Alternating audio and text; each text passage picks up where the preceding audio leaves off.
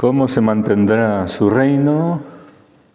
La respuesta del Señor a estos que, viendo que echaba demonios, pero no creyendo en Cristo, no reconociendo su autoridad y quién es el Señor, lo calumniaban, blasfemaban contra el Espíritu Santo, diciendo que si echaba demonios era por el poder del príncipe de los demonios, que él estaba endemoniado. Pero el Señor responde dando una enseñanza acerca de dos reinos.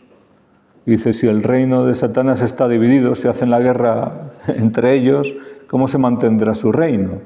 Bueno, empieza a dar detalles de cómo funciona la realidad espiritual y cómo existen dos reinos. Luego añade, si yo echo los demonios con el dedo de Dios, entonces es que el reino de Dios ha llegado a vosotros. En estos dos reinos hay leyes totalmente distintas. Es decir, son reinos cuyos señores, cuyos príncipes, cuyos gobernantes y cuyas leyes son opuestas. Pero hay una cosa en común, y es que para prevalecer un reino sobre el otro, porque están en guerra, en oposición total, y uno será el que prevalezca, para prevalecer tiene que haber unidad. El Señor habla de la unidad. Y dice que el reino de Satanás no se hace la guerra a sí mismo, no están en guerra civil, sino que están unidos con un mismo objetivo, que es atacar, hacer el mayor daño posible a los hombres para que no entren en el reino de Dios, no lo conozcan, no entren, o si han entrado, pues lo pierdan. Atacar al reino de Dios, si es posible, para dividirlo, para destruirlo. Entonces, están unidos con un objetivo. Y esa unidad no se mantiene por un vínculo. Como en el reino de Dios sí que existe un vínculo que es la verdad, el amor, el objetivo de la salvación de las almas, que es la ley máxima de la Iglesia y del reino de Dios, y la gloria de Dios, en definitiva. Que todos, los más posibles, lleguemos a la vida eterna, en el reino eterno de nuestro Señor, para glorificarlo para siempre. Entonces el Señor es el centro y todos sometidos a Él por amor. Sin embargo, el sometimiento y la unidad que hay en el reino de Satanás es por temor, pero temor del miedo, no del temor santo, del temor de Dios, que nos lleva a la sabiduría y a amarlo, ¿verdad?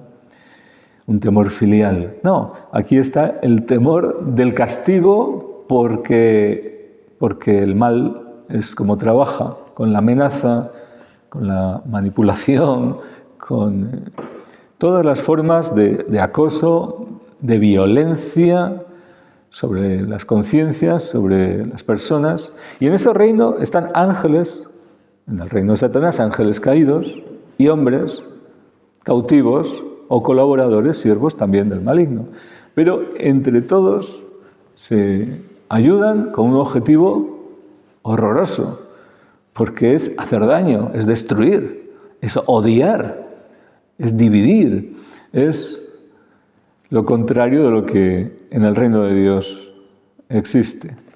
Pero esta unidad que ellos viven, como digo, es real, porque si no mantuviesen ese orden, aunque sea por un motivo como el engaño, que Satanás ofrece a sus súbditos algo que luego no va a dar porque es mentiroso, claro. El engaño, la ambición, algo que parece que es bueno pero que es todo falso. Y luego la violencia, la amenaza, el castigo. Si no tuviese estos elementos no tendría cohesión, pero lo consigue, tiene cohesión. Claro, los demonios, los ángeles caídos que participan de ese reino de tinieblas, colaboran por miedo a su jefe, pero también porque su naturaleza perversa les lleva a odiar y hacer el mal. Es decir, su acción siempre es para hacer daño y colaboran porque tienen una misión. Unos demonios serán los que atacan a los hombres y a los planes de Dios por medio, por ejemplo, de la ceguera espiritual, de la soberbia. Otros demonios tienen, por ejemplo, la misión de llevar a los hombres a pecados concretos para llevarlos a separarse de la salvación y a caer en ese reino de tinieblas. Otros atacan con el objetivo de dividir a los cristianos, llevando la rebeldía, la división, la difamación, la calumnia, etc. Pero todos colaboran con un objetivo. Ahora bien, en el reino de Dios, la unidad del reino de Dios se basa en también un objetivo, pero ese objetivo lo marca nuestro Rey y nos ofrece libremente servirlo. No es con amenaza, no es con imposición, no es con tiranía. Es dándonos además la verdadera libertad y la verdadera vida. Es rescatar a los que están en las tinieblas, a los que están en esas sombras de muerte del reino de Satanás, rescatarlos permitiéndoles que vean la luz y puedan escoger la verdad, reconocer la verdad y someterse voluntariamente a ella. Y ahí está la libertad. La libertad del hombre está en escoger el bien, pero para eso hay que conocer el bien. Y Cristo es la verdad, y Cristo nos ofrece la salvación y el bien del hombre. Luego, conocer a Cristo es conocer la verdad y es descubrir nuestro bien, nuestra libertad, y es, por tanto, vivir en sometimiento a nuestro Rey, en orden, en unidad, en obediencia a Él, en su reino.